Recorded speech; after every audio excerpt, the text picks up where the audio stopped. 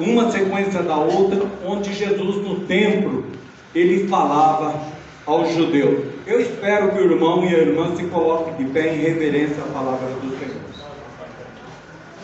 Amém?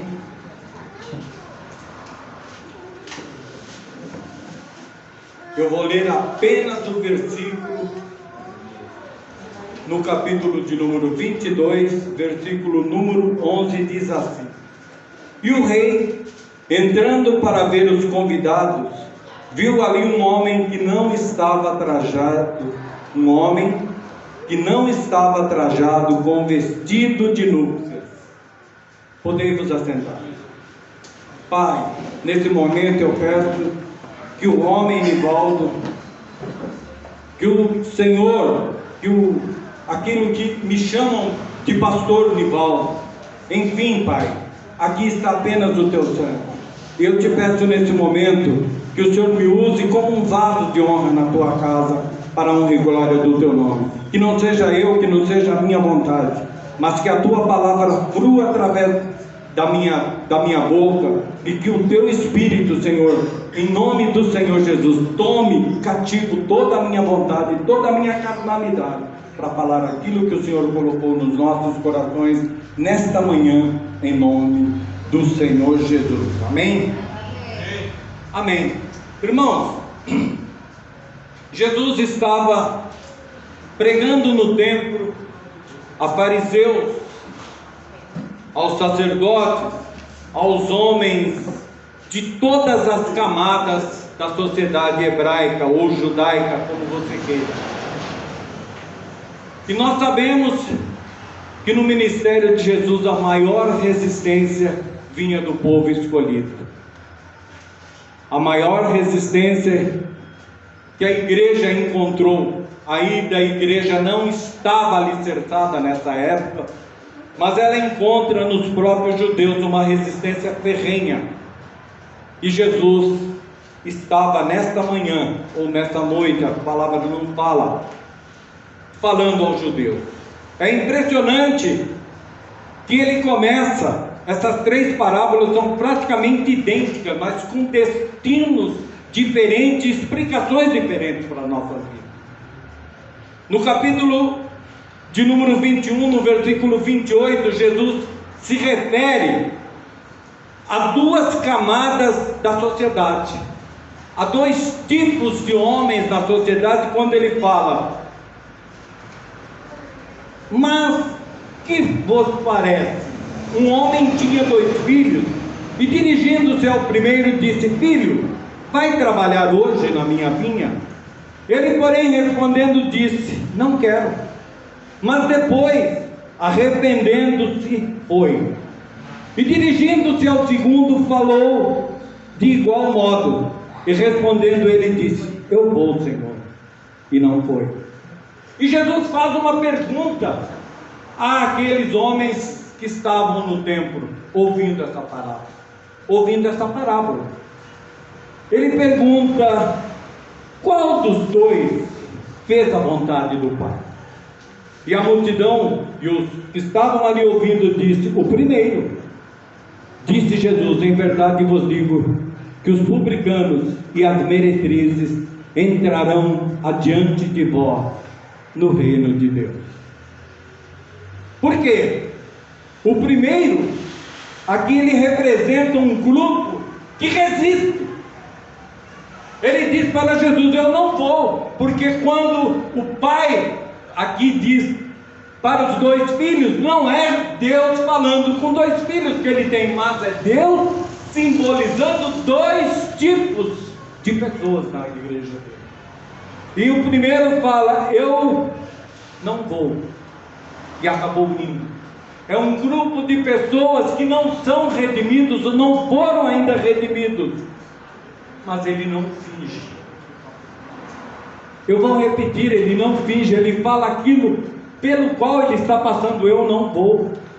E o segundo grupo é o filho, que representam os fariseus, representam os seguidores dos fariseus, que queriam aparentar uma coisa e não era. Ele disse: eu vou, mas não foi. Afirmaram serem uma coisa, mas nada eram diante de Deus. Meu Deus. E aqui nós entramos de cara na outra parábola, porque Jesus fala em sequência praticamente essas 3 parábolas, que é chamada na nossa Bíblia a parábola dos lavradores maus. E eu quero falar em nome de Jesus, por isso eu vou correr um pouquinho essas 2 parábolas. E a palavra dos lavradores maus diz assim: ouvi ainda outra parábola.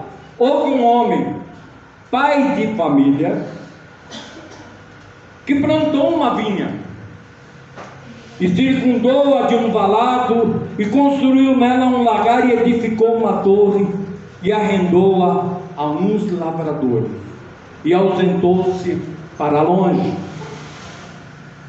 Aqui Jesus está falando, essa palavra ilustra que a vinha mostra o reino de Deus. E a palavra disse que ele a circundou, ele a cercou com cerca. Significa que quando nós estamos no reino de Deus, nós somos protegidos.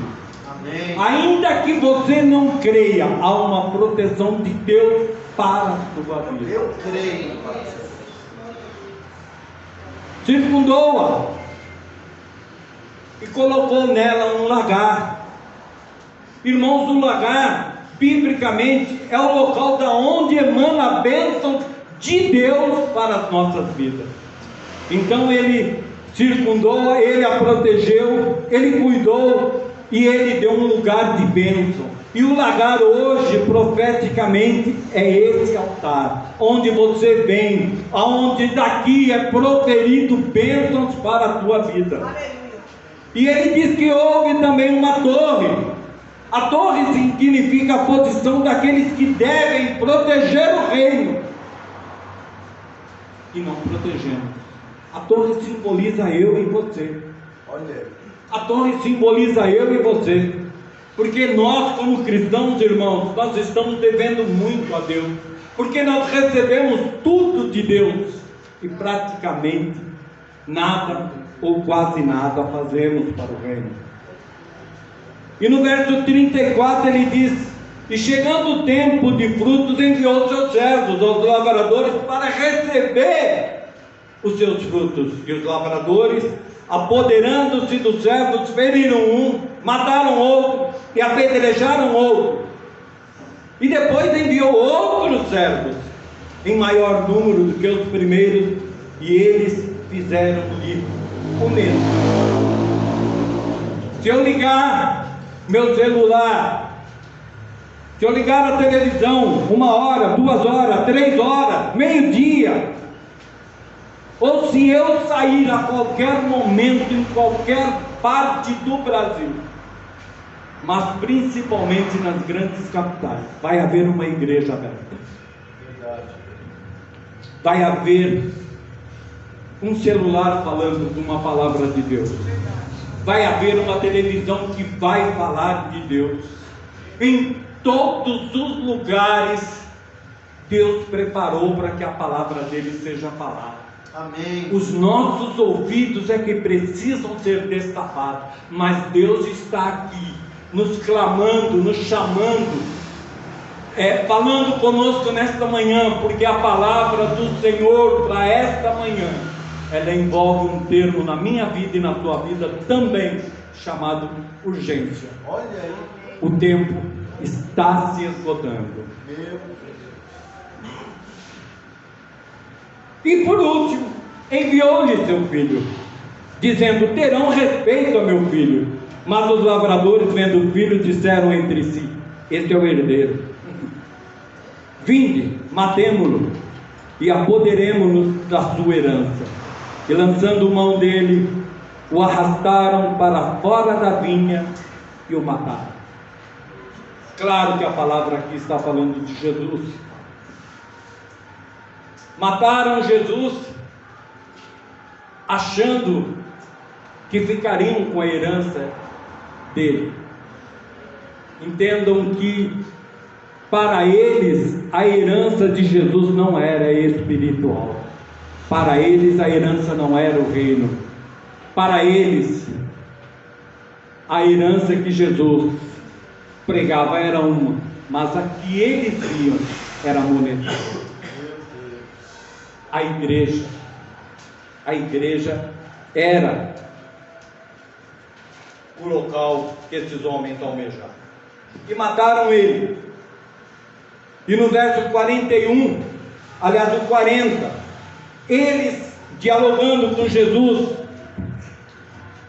entram nessa espécie de conflito, porque Jesus disse: quando, pois, vier o Senhor da vinha, que fará aqueles homens? Que fará aqueles lavradores? E eles mesmos respondem, dizem de eles: dará afrontosa morte a esses maus e arrendará a vinha a outros lavradores, que a seu tempo lhe deem frutos. É impressionante como o próprio Senhor Jesus faz com que o Espírito deles confessem aquilo que estava no coração deles, porque é exatamente isso que eles fariam. Diz-lhe Jesus: nunca leste nas Escrituras que a pedra que os edificadores rejeitaram, essa foi posta por cabeça do ângulo? Pelo Senhor foi feito isso, e é maravilhoso aos nossos olhos. Portanto, eu lhe digo que o reino de Deus vos será tirado e será dado a uma nação que dê frutos. Eu creio que nós temos que aprender com essa palavra. Toda a igreja tem que ser frutífera. Amém. A obrigação de evangelizar não é só do pastor, dos missionários, dos pregadores. A obrigação de evangelizar é da igreja. Pastor, eu não sei abrir a boca, mas a sua conduta pode ganhar uma alma. Pastor, eu não sei falar de Jesus, mas a sua conduta pode levar muitos a Jesus. Pastor, eu não sei falar nada, nem um versículo evangélico, mas a sua conduta, o seu amor, podem levar muitos a Cristo. E no verso 41, há essa conversa com eles. E lançando dele, o arrastaram para fora da vinha e o mataram. Quando, pois, vier o Senhor da vinha, que fará aqueles lavradores? Disseram-lhe eles: dará afrontosa morte. E foi exatamente isso que aconteceu a eles, afrontosa morte. Por quê? Jesus disse que ele era a pedra angular. Irmãos, rapidamente, a pedra angular, que você lê muitas vezes em passagens bíblicas, não havia naquela época engenharia, arquitetura, não havia ferro, não havia cimento, areia, não havia coisas que edificassem de uma forma sólida um prédio. Então era cortada uma pedra de uma tal forma que sobre essa pedra todo o edifício era edificado. E era de uma tal forma, tão assombrosa, o poder dessa pedra colocada num local estratégico, que toda a estrutura era segura por ela. Jesus é essa pedra. Ele segura a estrutura da igreja. E ele ainda diz a pedra angular. De qualquer ângulo que você passasse, você via aquela pedra. Aquela pedra é Jesus, ela simboliza Jesus. Então, no versículo 41 ele diz: aos maus poucos se davam que falavam de si mesmo. E foi isso exatamente o que aconteceu. O Senhor deixou os judeus e se voltou para o gentio. Quem era gentio aqui? Amém. Todos nós. Todos nós. Todo que não era judeu era gentio.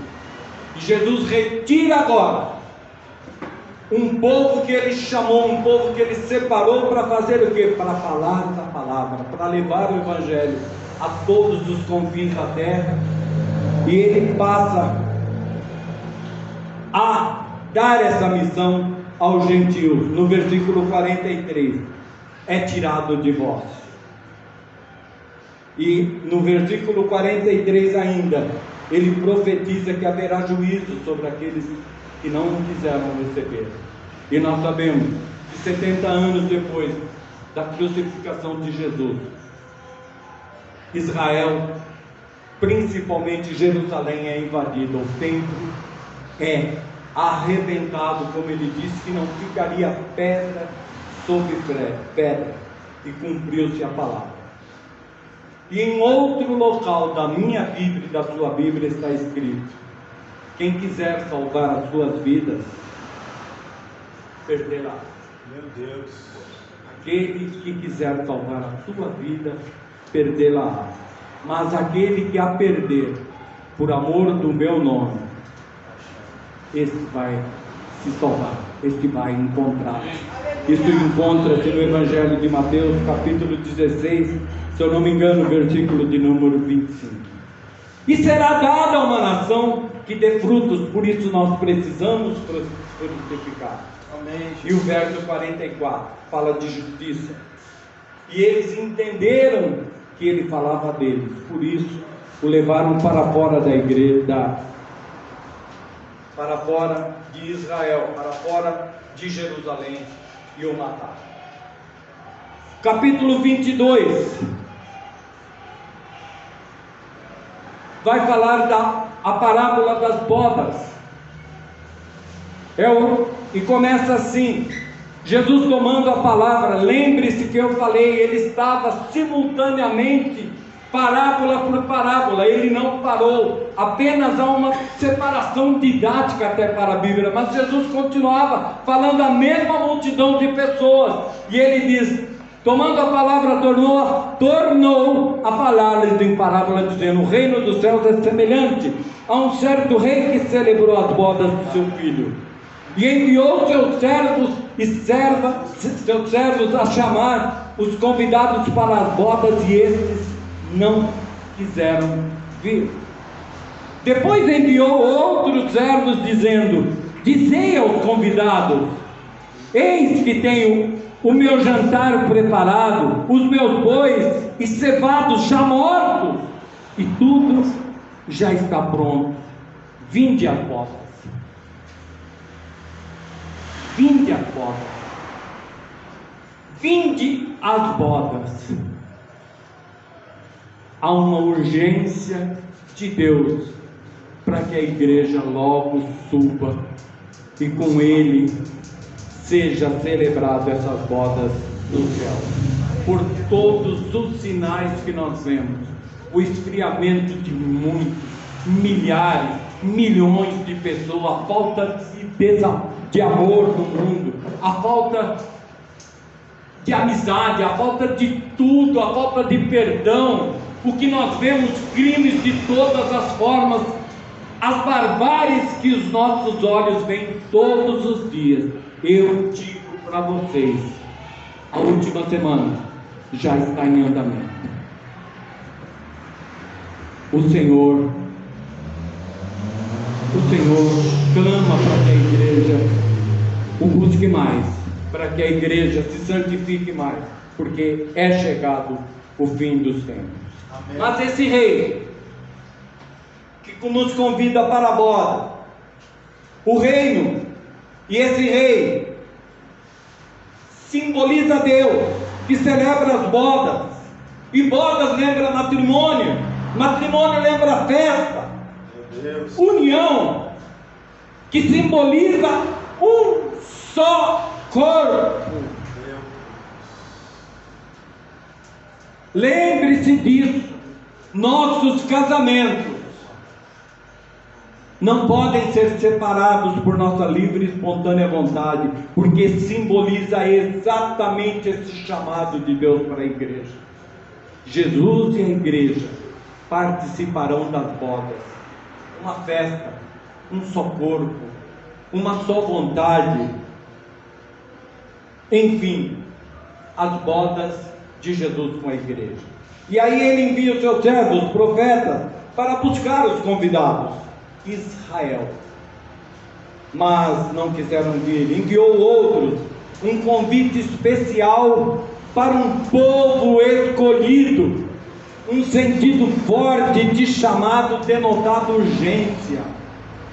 Irmão, é impressionante que Israel teve um chamado especial, mas na minha vida e na sua vida não é diferente hoje.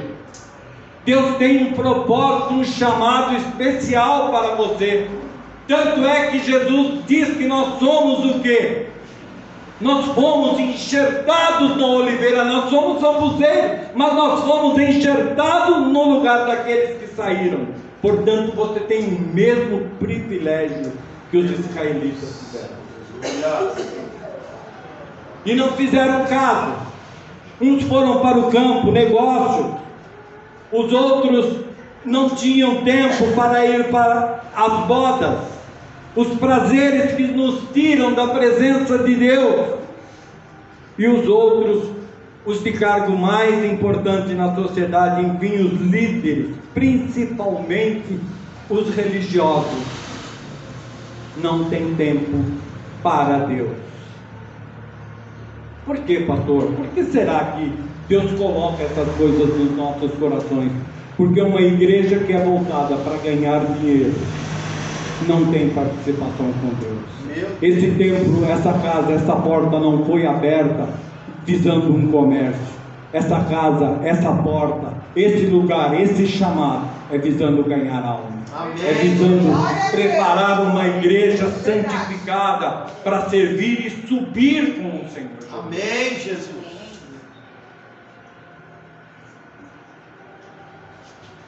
E no 7º capítulo de número 7, versículo 22, o Senhor diz: e o rei, tendo notícia disso, encolerizou-se e enviando 22:7.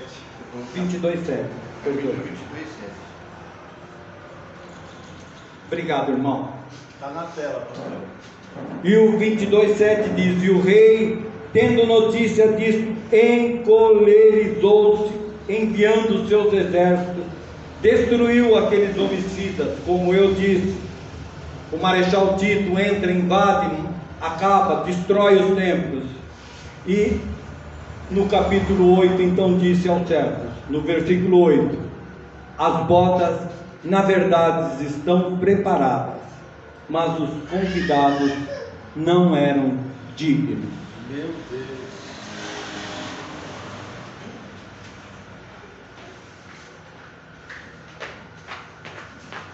É forte essa palavra, Senhor. Obrigado, Senhor. A todo instante, você vê alguém falando do Evangelho. Você vê alguém falando da sua vida. Você vê alguém falando da sua conduta como homem, como mulher neste mundo. Talvez você se faça uma autoanálise. Eu não sou digno. Eu não mereço esse chamado. Mas através dessa palavra, Deus me capacita a dizer que é para você exatamente essa palavra. Meu Deus, é para mim. Porque digno é de ser salvo todo aquele que reconhece o senhorio de Jesus sobre a sua vida. Jesus não está chamando engenheiros, médicos, amém, também. Mas Jesus chama todo o povo, e ele faz questão de dizer que não há acepção de pessoas para ele, porque a dignidade, quem dá ao homem é o próprio homem. Porque eu, quando olho para o meu pastor, eu falo, ele é digno, mas eu não sei o dia a dia dele. Verdade, pai. Quando eu olho para minha irmã, eu também digo, ela é digna, ela merece, mas também não sei. E eu próprio aqui, na frente de vocês não sabem a minha conduta, vocês não sabem o meu dia a dia, mas Deus olha para mim com olhos diferentes. E ainda que eu não seja digno, essa oportunidade já é me dada hoje. em algum lugar da Bíblia. Em Hebreus 3 e 4 ele fala: e se hoje, o tempo é hoje, e se hoje ouvirdes a palavra de Deus, Meu Deus. não endureçais o vosso coração, como seus pais fizeram no deserto. E aí, esse rei continua dizendo aos seus servos: e depois, a saída do caminho, versículo de número 9: e convidai as bodas a todos os encontrados. Eu fui um desses encontros. Eu também, Pai. Aleluia. Eu era um Obrigado, desses Senhor. Aleluia. perdidos pelo mundo. Fui achado pela misericórdia de Deus, encontrado pela palavra do Senhor. Da mesma forma, eu não me sentia digno naquele dia, mas da mesma forma eu digo que hoje também eu não me sinto digno. Mas da mesma forma, o amor de Deus, que não me excluiu naquele dia, também não me exclui hoje. Mas Ele pede transformação. Vinde como estáis e sejais transformados pelo poder do meu Espírito. O amor de Deus não muda. O amor de Deus não muda. Porque os planos de Deus não se detêm. Meu Deus. Os planos de Deus mudam de direção. Quando você não aceita, o outro aceita. Quando você não quer, o outro quer. É forte. Quando você não diz não vou, o outro vai. E ele indo, ele se torna uma brasinha pequena, mas essa brasinha pequena, essa pedrinha de carvão tão pequena, quando ela encosta num outro, Deus assopra e o seu Espírito faz com que saia na parede e que essa pessoa também é alcançada pelo poder de Deus. Esse é o amor de Deus, Ele é incondicional. Ele diz: missionária, eu não te deixo, eu não te largo. Todos nós somos preciosos para Ele. Amém, Senhor. Eu creio nessa palavra, Pai. E depois as saídas do caminho, a todo lugar do mundo Deus está falando, e chama todos para a boda. Este era e é o plano de Deus, porque Ele esperava que todo Israel se salvasse, e Ele esperava que Israel fizesse esse trabalho que hoje, pela misericórdia de Deus, nós aqui de alguma forma estamos fazendo. Sabemos que não somos perfeitos, É verdade. sabemos disso, mas não isso serve para nós como desculpa. Eu não sou um pregador eloquente, mas eu creio nessa palavra. Eu creio que essa palavra tem vida, e eu creio que não é pela minha vida, mas pela vida dessa palavra que vidas serão transformadas. Meu Deus. Aleluia. Também essa passagem se encontra em Lucas 14. E lá, essa palavra ela é mais abrangente. Trazei os mancos, os pobres, os aleijados, os cegos, porque simbolizam os homens mais carentes. Os homens que mais precisam do Evangelho são aqueles realmente os chamados mais fracos. Porque o propósito de Deus é imutável, irmãos, mas a oportunidade é ilimitada. A oportunidade é ilimitada.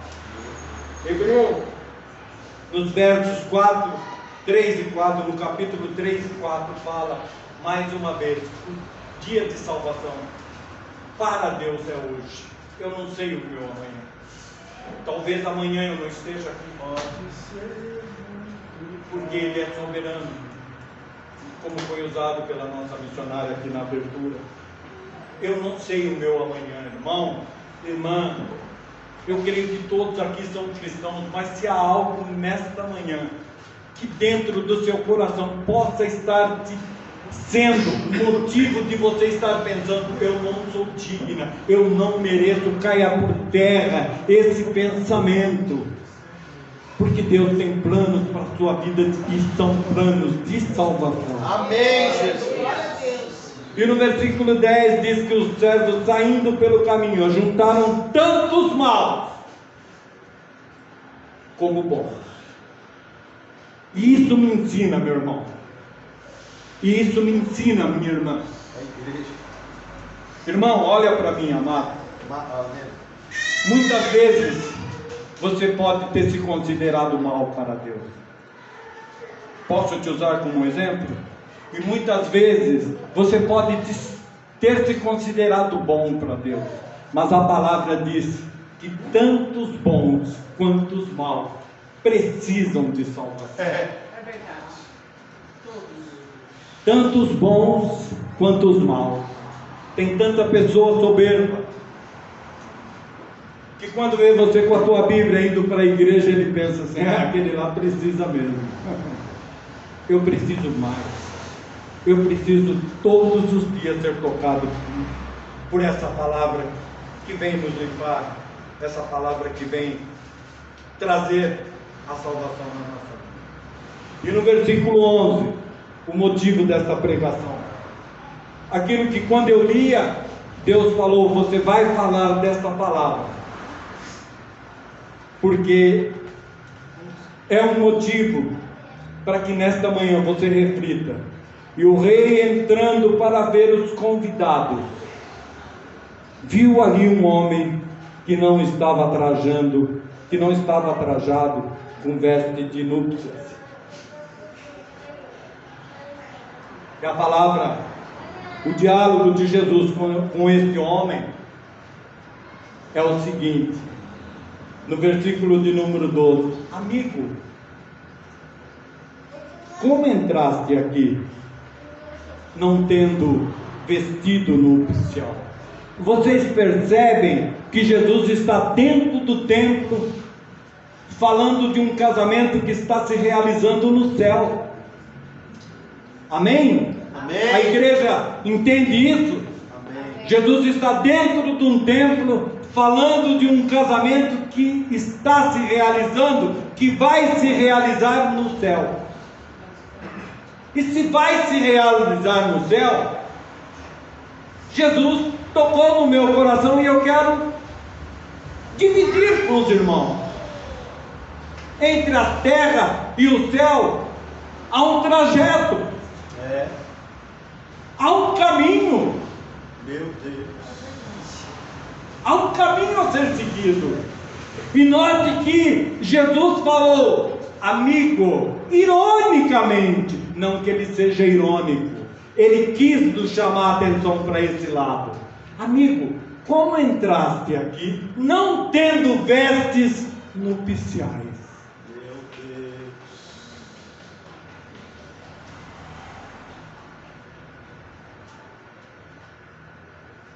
E ele emudeceu, ele não tinha resposta. Mas a palavra de Deus tem uma resposta para mim e para você nesta manhã. Aquele homem não fora alcançado na graça. Logo, ele não tinha sido mudado, ele não tinha sido transformado, ele não tinha sido lavado pelo sangue, pela palavra. Ele não houvera lavado as suas vestes. Pastor, o que é isso de lavar as vestes? As nossas vestes, elas falam da justa cobertura de Deus diante dele, da justa cobertura de Jesus diante de Deus. Porque quem é o caminho? Jesus. Amém. Quem é a porta? Jesus. Quem é a salvação? A cruz, Jesus. Amém. Nós só vamos chegar diante do Pai por Jesus. Verdade. E quando Deus olhar para a missionária, não vai ver a missionária, vai ver Jesus. Amém. Vai ver Jesus. Vai ver Jesus. Vai ver Jesus. Glória a Deus. O caminho é Jesus. Olha aí. As vestes modificadas é Jesus. Glória a Deus. Aleluia! As Glória, vestes. glória. Esse coração duro que nós temos, essa falta de amor, essa falta de perdão, Carai, calamanjore, calabachere, anda. essa falta de amor para com Mas Jesus quer suprir nesta manhã. Jesus quer mudar esse coração duro. Jesus quer fazer mudanças. E nesse momento, através desses atos, as nossas vestes são mudadas, são transformadas. Eu creio nessa palavra, Pai. Porque Ele disse: buscai o reino de Deus e a sua justiça. Essa é a justiça de Deus. Quando Ele fala: buscai o reino e a justiça. E eu gosto muito desse versículo, porque muitos de nós estamos numa igreja ouvindo o evangelho errado. Olha aí. Buscar o reino não significa só as bênçãos. Olha aí. Significa ser justificado. Significa crer que verdadeiramente Jesus desceu como homem, e como homem Deus deu. Ele não foi morto, Ele deu a sua vida por você. Meu Deus.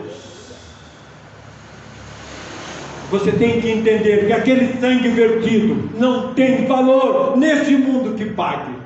Cada gota é preciosíssima demais. E foi nos dado, não foi cobrado. Quanto você tem, missionária, para comprar a sua salvação? Não há preço, irmão. A justiça de Deus alcança todo aquele que o quer. E nesta manhã saia com essa palavra no teu coração. Você é digno, sim. Você foi comprado, sim. Você foi alcançado, sim. E suas vestes foram mudadas e transformadas, sim. Você não vai ser achado como aquele homem, porque os olhos de Deus tudo vê. Amigo, que fazes aqui sem essa veste? A veste que transforma. E é nesse trajeto, nessa caminhada com Jesus, que as nossas vestes são mudadas. Às vezes nem percebemos. Às vezes nem percebemos. Pastor, hoje eu vou te pegar como exemplo. Vem aqui na frente. Glória a Deus. Quanto vai ser o cachê?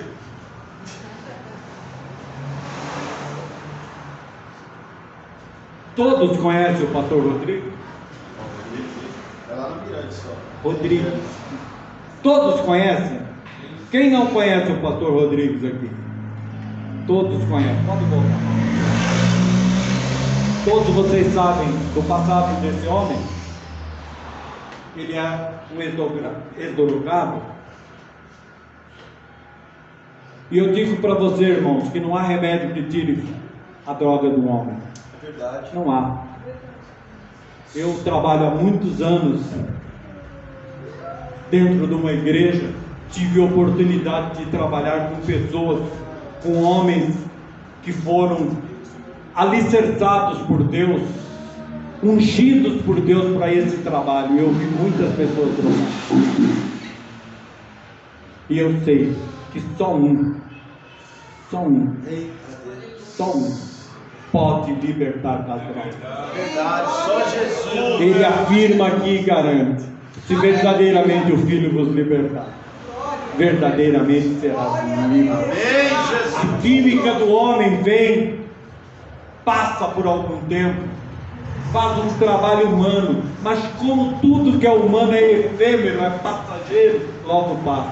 Mas quando Deus fala a ele: hoje eu estou entrando na tua vida, Eu creio nessa eu palavra. estou tirando isso de você, assim como eu, assim como a missionária, assim como todos nós que estamos aqui, em alguma área, em algumas áreas nós fomos alcançados, Glória a e as Deus. nossas vestes foram limpas, Glória a Deus. para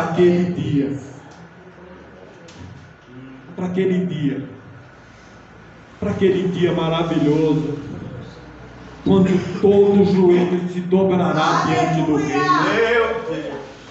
Eu creio. E aquilo que a palavra diz, que a ceia dele preparada, nós, o que subirmos como igreja, ele vai dizer: ei, vinde, Meu vinde benditos do meu Pai, Glória a Vinde para as bodas que estão preparadas para vocês. Aleluia! E nós sabemos com tristeza que aqueles que estiverem, a Bíblia diz que os que estão à direita, é para simbolizar, é para dizer que há uma separação, a direita e a esquerda, e os da esquerda, olha aí, lançado no fogo, lançado no mar das trevas. Esta é a palavra que Deus pediu para que nós meditássemos nela nesta noite. Glória a Deus. Todos aqui já receberam o Senhor Jesus como Salvador? Todos. Tem alguém aqui que não é cristão? Tem alguém aqui no nosso meio que ainda